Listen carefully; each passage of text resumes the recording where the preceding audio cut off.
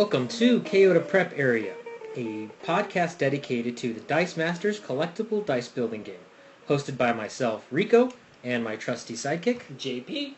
Alright, welcome back. This is the second part of our two-part episode on how to beat the Gabi Firestorm deck, and additionally other characters that are just basic counters in general. Last episode, we talked about what the Gabi Firestorm deck was and why it was so effective, and we came up with 3 different techniques on how to stall and beat that tactic. So, the 3 techniques we came up with were eliminating sidekicks, slowing down Goblin, and fighting fire with fire using your own speed attackers. We only talked about the eliminating sidekick characters in specific on the last episode, so we don't really need to go over that this time. We're going to start with how to slow down Green Goblin. You have some good theories on which characters you like. We had a little bit of conversation, discussion about which Professor X was better. I like one, you like the other. So I'll tell you the one that I like, and then you can talk about which one you like, JP, and why you're right and I'm wrong. The one that I like, they're both 6-cost Professor X's. And the one I like is called the Powerful... Oh, no, the one I like is actually called the Principal. It's the common. Professor X is active. Your opponent cannot reroll dice during the roll and reroll step. They can pay 2 life to prevent this effect. So the reason I like this one is that if we go back, to me it's more synergistic with what you're trying to do in eliminating the sidekicks, right? We've been talking about, you keep mentioning how sidekicks only come up on every 6 faces, so it's a 1 out of 6 chance to roll a sidekick. Right. And if we're trying to eliminate your sidekicks, then when you roll them, chances are you're not going to get a sidekicks on the first roll. Right. The probability tells you it's not. Right. So you're going to have to pay the 2 life to try to reroll, and it's not even guaranteed that you'll get them on the second time. Correct. And I also like this guy because if you miss your Gabi, now you have to try to pay 2 life to try to roll him to make sure you get him, because you need Green Goblin every turn. Right. Yeah, that would be horrible if you rolled and then just threw him, used him for energy. Yeah, like the time we played the first time, and I never got my Goblins out, and I lost. Yes. So, I like Principal. You like the rare version. Yes. His name is Charles Francis Xavier. Right. They are both 6 costs, so I'll say that. So they're definitely interchangeable, that's for sure. But this one specifically says, while Professor X is active, your opponents cannot field characters. He or she can pay 2 life to prevent this effect for the rest of the turn. Mm-hmm. So it's the same similar effect of you can pay to prevent, and in all terms, I'm sure you would, you pay 2 to prevent it. But this one says you cannot field characters. We talked about him before a little bit. You can't win if you can't field characters, and specifically in the Gabi, why I like this version is if you only roll 1 sidekick. Usually any other time you'd get 1 sidekick and you roll 3 energy to get your Gabi. Well, now you're paying 2 life to get that sidekick. Mm-hmm. Is it worth 2 life? Because that sidekick is only doing 1 life to you. Right. If you get Gabi. So you can field him. Guess what? I'm up an advantage of 1 life. So in order to pay 1 for 1, you're going to have to at least roll 2 sidekicks or somebody else, 2 characters. You're going to have to field 2 characters. Mm-hmm. If you choose not to field him, you just wasted a turn. Or, slowed yourself down. Right. Now, the discussion we had, it's definitely interesting on which one is better. Yeah, okay. Your guy says you can't field characters. Right. That's assuming that you're getting him in a point to where the sidekicks aren't already all in the field, right? So the reason if I'm just trying to field my Gabi, and I've got 4 or 5 sidekicks in the field already, right? I'm going to pay 2 life to ping you for 5. I'm winning that race. Okay. Right? I'll take 2 damage. I'm going to hit you for 5. I'm going to win that race. Okay. Right? Now, if I miss my Gabi, though, I can reroll him for free as opposed to Professor X, which I won't be able to I can't reroll him at all unless I pay the 2 life. Right. So he still wins that race. It's still good because they're both doing 2 damage. The only way you win with that guy is if you roll, don't get Gabi, re-roll, and don't get Gabi. Because now you're up plus 2 life. In the case of my Professor X, I would never be up 2 life because if you didn't get Gabi, guess what? You just don't take 2 life. Right. So That is the difference. Right. You're banking on the chances that you don't get Gabi. I'm banking on the fact that, hey, I figure it's a 50-50 shot to get Gabi, and if you got 2 chances, probability tells you you should get him. So, I say... Unless you're me. Unless you're you. So, if I play against you next time, I should choose your Professor X. Right. But Exactly. any other time, I'm a real mathematical guy. Right. I Well, we're say- both playing these statistics, right? Statistics. But it decides, do you want to go with the more bang for your buck and try to go with your guy and try to get luckier to do Right. more damage to him faster, or go with my Professor X, which my Professor X would help you also. The way my Professor X is better than that Professor X is the fact if, say you roll all your characters first turn. Right. If you roll a Gabi, an Energy, and 2 sidekicks, is your 4 dice. Right. You get to field your Gabi, you get your 2 sidekicks, and guess what? There's no re-rolling. Well, you have to pay 2 life. In your case, since there's no re-rolling, you don't pay 2 life. So you lost out on that life. But that's the chance you're taking. So, you gotta ask yourself, which Professor X are you? Right. Do you want to go with the chance to re-roll and do some extra damage, or do you want the chance that they're going to roll it in the first place? Right. So, I think that your Professor X, Charles Francis Xavier, is a better generic counter, right? Because he works on any team. Mhm. You have to field characters to win the game. There's no way that you can win the game without fielding the characters, unless you just power bolt the person to death, right? But that's going to take so long that it doesn't. Right. The other opponent's going to win. True. This principle is a little bit more. He's designed to be more synergistic with what you're trying to do. I think over time, your Professor X probably would deal more damage, just because Right. you have to field. I'm always trying to think that by the time this guy gets out, it's going to be in the late game. I see what you're saying. Right. So- Because he is a 6-cost character. So I'm thinking that the field's already going to be set up for Gabi, and he's never paying for sidekick. right, and so they're already there. So the Charles Francis Xavier, I guess, would go better if you could eliminate his sidekicks. Yeah.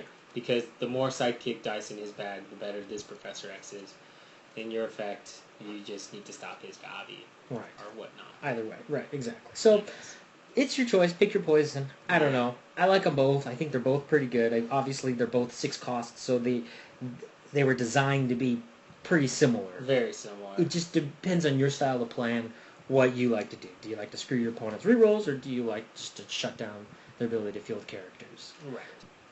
The other Pacific character is pretty obvious. It's Loki, Gemkeeper, the rare Loki. I believe he's the 5 cost, He is. right? And what does his text say specifically? His text says, when fielded, choose an opponent's character card, canceling all previous choices. Your opponent cannot field that character while Loki is active. The effects last until you field another Loki. Right.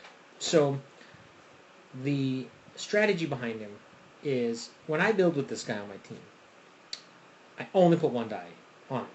I only dedicate 1 die to his card. Mm-hmm. I don't see the point of dedicating multiple dice to his card. Mm-hmm. I mean, I guess if you're only going to ever field 1 Loki, right? Mm-hmm. Because every time you field another Loki, you have to cancel out the previous Loki. So you can't ever target more than 1 card. Correct. Right? You're only getting 1 card at a time. So if that Loki dies, then you have to wait for him to come back. I guess the only benefit to having more than 1 Loki is that if that one dies in the field and there happens to be another one in your bag already, he could come out quicker. Right. Or putting up 2 Lokis so that he can't kill the one to then get his die. So if you have 2 active Lokis, because it doesn't say you have to choose a different character card. It just says choose a new character. Right, different character. It has to be It doesn't say different. It says canceling all previous choices. Right. So you canceled the previous choice.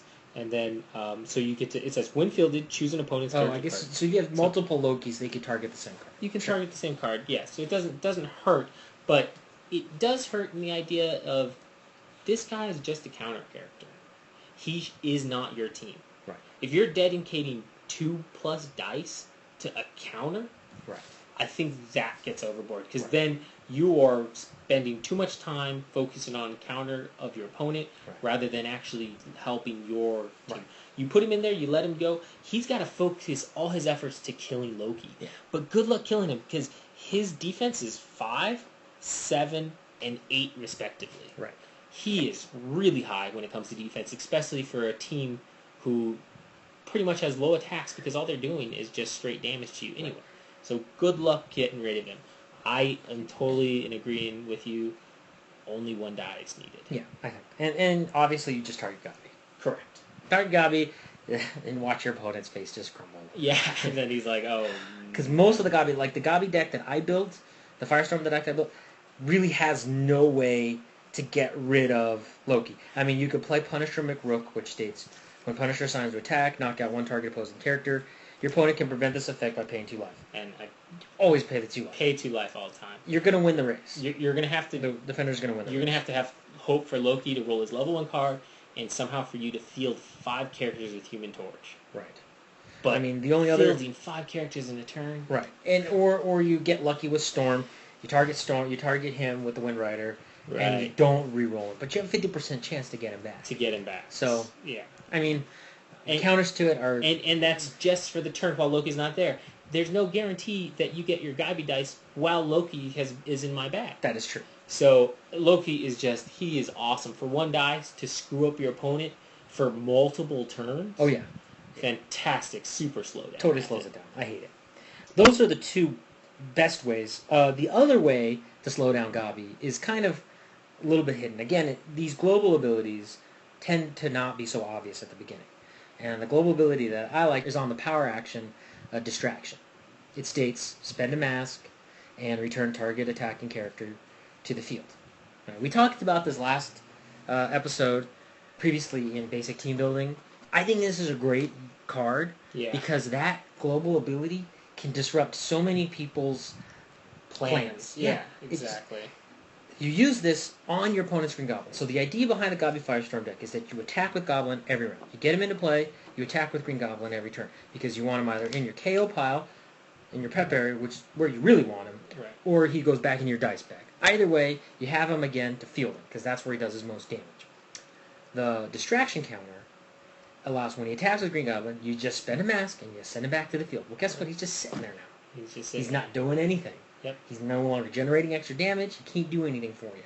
Yeah, and you just make sure that you get a mask for re-rolling your sidekick dice to get that mask energy every turn. Right. That way you just stop him. Mm-hmm. And then guess what? No direct damage.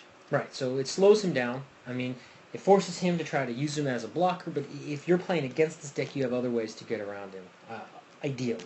That's what you want to try to do. So it's great. It slows them down. Anything that slows that deck down is a good way. And the nice thing about that build is it doesn't go against one of your 8 characters. It's just an action card. It's an action card. You don't even need to purchase the die. It's just always there. Yep. So that is absolutely fantastic. Now, the other way is essentially the same idea of keeping him in the field is just to block him every turn without killing him. Right. To sacrifice a sidekick to him. Right. And you kill your sidekick or any other die because guess what? You get that extra die to roll. Right. Whatever.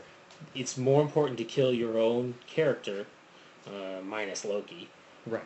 And then to keep him in the field. That way you don't get to re-roll. Force him to buy more and more Green Goblin dice. Right. Because they're just going to sit there. Right. I mean, the nice thing about Loki, though, too, is obviously if he's in play, he can't kill Gabi either. He can't kill Gabi. There is, I think, one... If you roll a level 1 Loki and a level 3 Gabi, I think level 3 Gabi is a 5/5 character. Mm-hmm. Loki is a 1/5 character. So he doesn't kill Gabi, but he kills Loki. Right. So it'd be kind of a weird situation. Right. But the idea is that you want to keep him out. You're blocking him down with the jump. Yeah, you just don't kill him when you block. Right. That's the idea. You don't want to kill Loki. You don't want to kill Gabi when you block. It just slows him down. Yeah. Anything that slows him down buys you time. That's what you want. Force the other characters to kill him, not Gabi. Yep. So the last tactic is based around fighting fire with fire. Speed attacking. And again, since this is an anti-Gabi Firestorm idea, we're not using Gabi to fight Gabi. It's not a mirror match. We're not talking about using a mirror match. We're talking about using other characters that help you to beat him before he can beat you. The other reason that we like incorporating some of these characters in your builds is because a lot of the characters that we've already stated are higher cost characters. 5s, 6s, that kind of thing. Yeah. Right? So by the time you get to those characters, you might be dead. Yeah, unfortunately. Right. So these lower cost characters, these guys are all lower cost characters, and they can all be recruited 4 or under, and they help buy you time. They help you put some pressure on your opponent, make him think about what he's trying to do.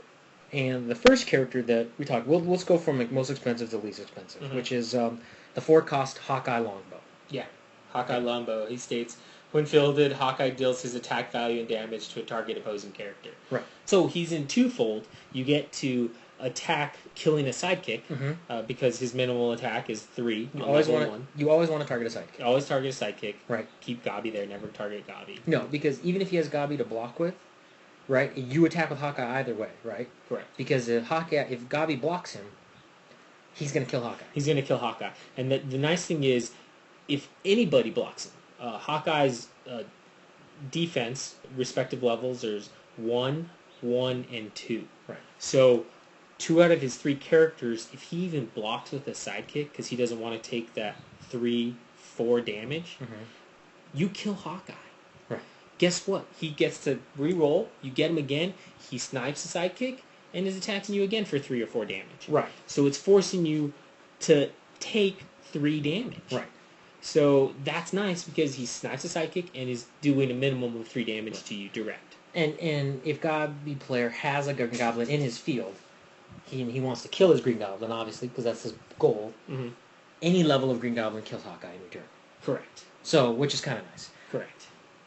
So, yeah, you could choose to not attack in that sense, but... No, you always want to attack with Hawkeye. I think you do. Because even if you kill his Green Goblin, I think trading Green Goblin for Hawkeye is great. Because when Hawkeye comes in, he's going to kill another sidekick, regardless. That's true. So, I think it's worth it.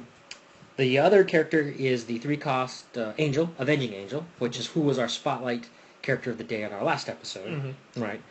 Why do you like him?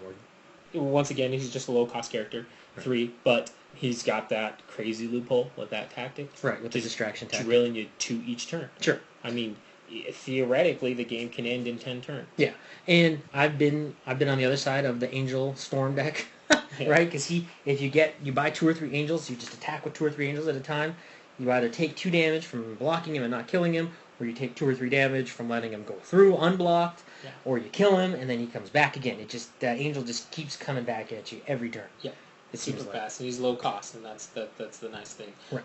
And that's the one thing we forgot to mention about Hawkeye is he's to recruit is 0, 0, and 1 respectively. So he's not taking up your other guys. You can buy him early. He's cheap to field. He's good. Hawkeye's good. The last character is 2-cost character, which is the super rare Black Widow. Right. I first off, let's just say I don't think you necessarily need the super rare Black Widow because you're paying what you're looking for with the speed deck is low to purchase and then just an attacking character. Right. Black Widow, all levels, it's the same die no matter what. Right. The super rare just happens to be the best ability because it gives you direct damage bonus.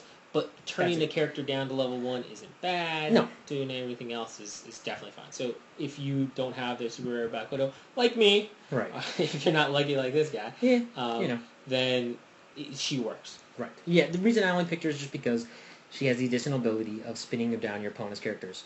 Which, if you're going up against the Gabi Firestorm deck, on your turn, you're assuming that your opponent has already attacked with his Gabi, and he's gone. Right. And all that's left on the field are sidekicks, which can't be turned down any lower. So when you attack Black Widow, you're going to zap your opponent for 2, and then possibly do extra damage on top of that. Or eliminate the sidekick, which is a win-win. Right. So the best thing about her is she's 2 to cost, and you can buy 2 of her in a turn and just start just shredding your opponent. Right.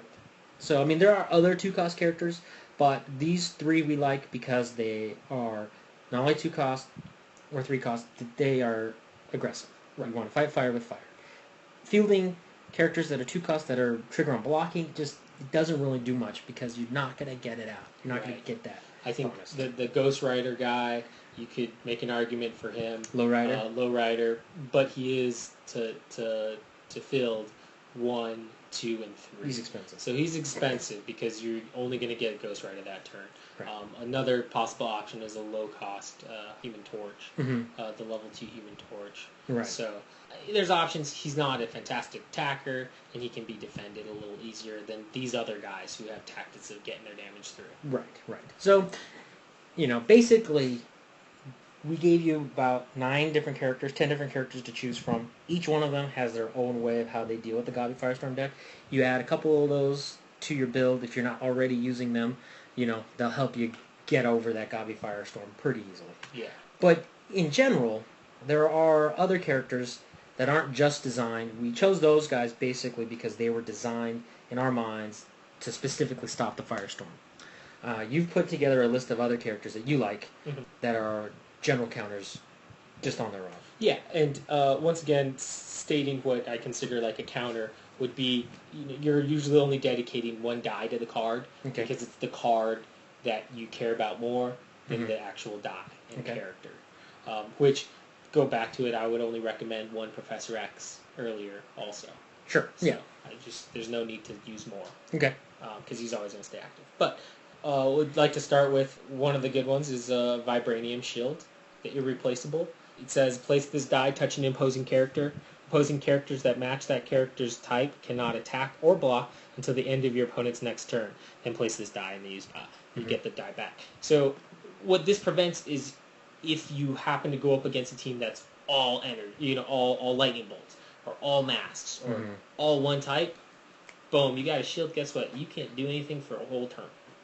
Theoretically, it could even work against Gabi if you want, because then you could attach it to another, I think he's a lightning bolt. Yeah, he's a lightning bolt. To another lightning bolt character, and then you can't get him. So, alright, he can't attack or block. You just get free damage. So, it's very adaptable. It's just there to kind of kind of prevent It's something. a great counter against teams that use only one energy type. Right? He also has a global ability that says pay a shield to prevent 1 damage to a character or player.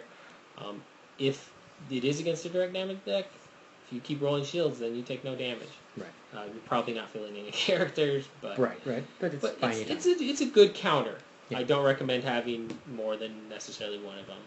No, and again, that card is really the reason why I tend to not build single type energy teams. Just because if I ever run against somebody who's packing that card, then you're done. Yeah, I'm at a severe disadvantage. Definitely.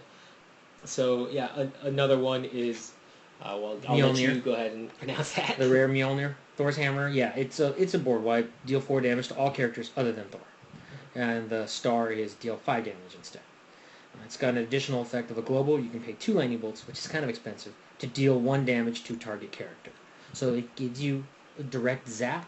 So, yeah, paying 2 lightning bolts to deal a damage to a single character, that will help stem, sidekicks also if you need them to, but it's a board wipe. It's a board wipe. In case things are going wrong, you're not rolling any guys. He's got 8 characters. He's going to kill you soon. Yeah. Just eliminate the board, make him re-roll it, and actually get those characters. Right.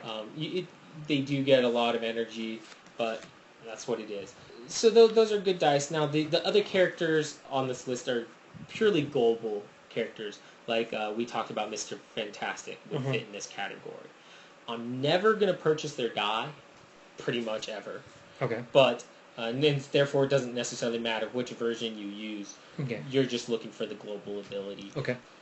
Doctor Doom, I think, has a fun global ability. It says if you have a villain fielded, pay a shield to give target character -1 attack, -1 defense. It could be fun. You can just wipe out a couple of sidekicks. It could be that 1 extra damage you need to deal to another character. Sure. It's just a possible ability. Obviously, that would work better if you fielded a Doctor Doom or had him on like a villain deck or something like that. Right. Phoenix is also another character. She's very interesting because it says pay a lightning bolt, target character must attack. That is really fun with Beast. Mutate 666. When you've got a blocking team and your team's just like, well, I don't want you to attack me. Right. Well, guess what? Now you have to. Right. So obviously you have to use this in the main phase to force them to attack once it becomes their turn.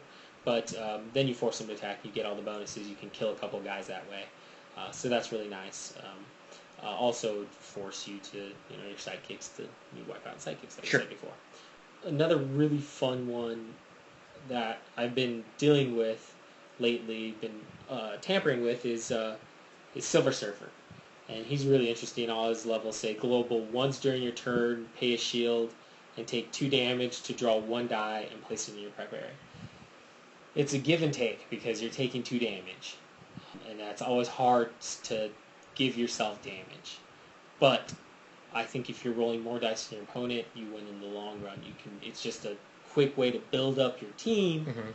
and then kind of attack with them, and you just kind of roll over them, hopefully. Get those sidekicks out of your die bag to get to the good characters. Yeah. Kind of idea. So, Sure. yeah. So don't overlook your globals. There are tons of different options you can have with them. Sure. Don't forget, if you want to run that Mjolnir, pay 2 lightning bolts to deal damage to that character, and you can run a Hulk. Guess what? Don't forget, you can shoot your own characters. Yeah. If you've got Nova, shoot Nova. He takes damage, draw a die. Right. And shoot yourself. Hulk, take damage, wipe out a character. Get him angry. Get him angry. You can hurt yourself. Sure. So Definitely. There's a lot of different tactics with this. All right. So there you go. There's a few different options that you have there for some just general counters. So let's go to the wrap up here. In the wrap up, in this 2-part episode, we've dealt with the dreaded Gabi Firestorm deck. Mm-hmm. What to do? You're getting burned by this guy. You're getting ready to throw your dice across the room because this guy keeps beating you. Listen to our 2-part episode, build a team, take him down, and look real smug when you do. The idea of the Gabi deck, it's good, but it's definitely not unbeatable. There are numerous counters. Like we said, we've come up with 3 different strategies to deal with them. You can eliminate the sidekicks, which I find is the most effective strategy. Slow down his sidekicks. As playing someone who's played that deck, it's really frustrating to have that happen. Slow him out. Just slow down Gabi by preventing him from coming out on the board, or keeping him on the board once he's there. Don't kill him. Mm-hmm. And finally, you fighting fire with fire, using cheap, quick attackers to put the pressure on Gabi. Hopefully in conjunction with one of those other types of techniques, so that you're slowing it down while putting the pressure on him. Yeah. It's a good success to win. We are going to be I'll be posting a picture of the Gabi Firestorm deck online on our Facebook account, so go to our Facebook page, KO to Prep Area. You can also leave comments, questions, anything you want us to answer while we're here on at the end of the episode. We're going to answer any questions that we get. If you thought of a different way to combat Gabi that you found effective, please let us know. Sure. If you think you have a better Gabi Firestorm deck than I do, then sure, go ahead and show it to me, and I'll show you why you're wrong. Wow. You can go to our Twitter page. You can tweet at us at KO to Prep Area. Any questions, comments, and that kind of thing. Also, go ahead and subscribe to our iTunes. We're on iTunes now. Go to our podcast. Subscribe to our podcast. You'll get every episode as it comes out. Let's go ahead and talk about some of the comments that we've received so far. This one here comes from James. He's talking about what he thinks so far is some of the popular strategies. He says he feels like the popular strategy is flooding the active zone with low-cost characters.